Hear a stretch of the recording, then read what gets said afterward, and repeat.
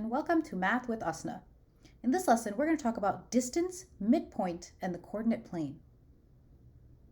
We're going to introduce the distance and midpoint formulas and some more properties of segments. We'll learn about each one, and then we'll use them in some problems.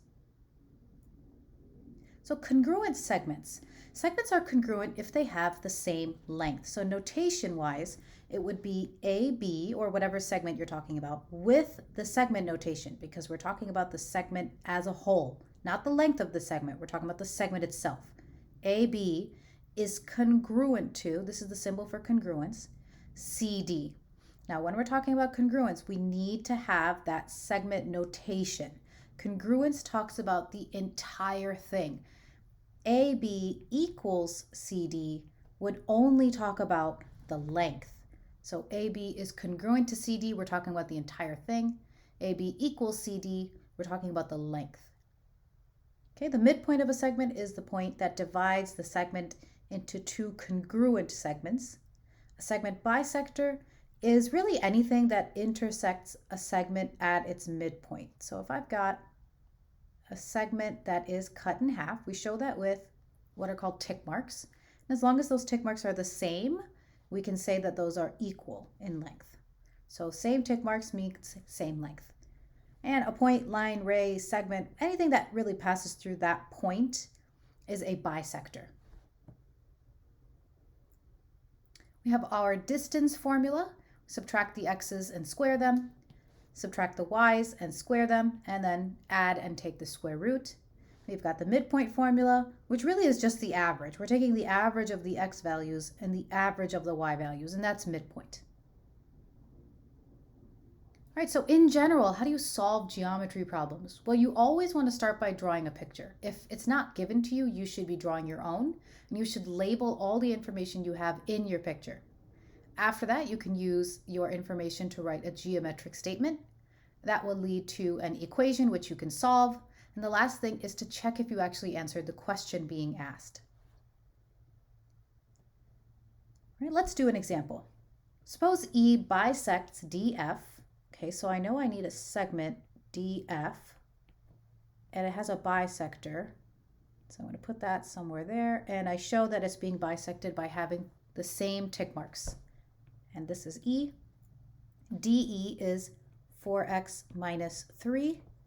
EF is 2x plus 8. I want to solve for x. Now, if E is the bisector, that means DE is equal to EF. Their lengths are the same. So I can say 4x minus 3 equals 2x plus 8. And then solve. So subtract 2x from both sides. Add 3 to both sides. And divide by 2. So I get 11 over 2, or you can write it as a decimal. Now double check, did we answer the question? The question says solve for x, and we did that. Great, so we're done with this one. Okay, we've got 2 points A and B. I want to find AB. This AB does not have a line above it, which means I'm talking about the length. So I want the distance between A and B. So my distance formula is subtracting the x's,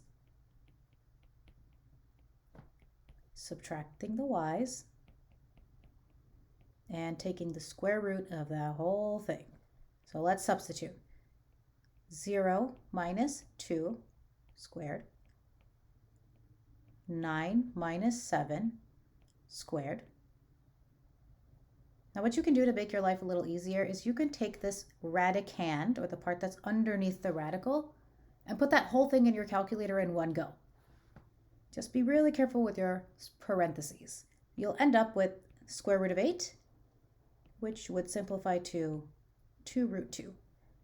And I don't know what my units are here, so I'm just going to write the word units. So my distance is 2 square root of 2 units. Okay, our next example, we've got 2 points again.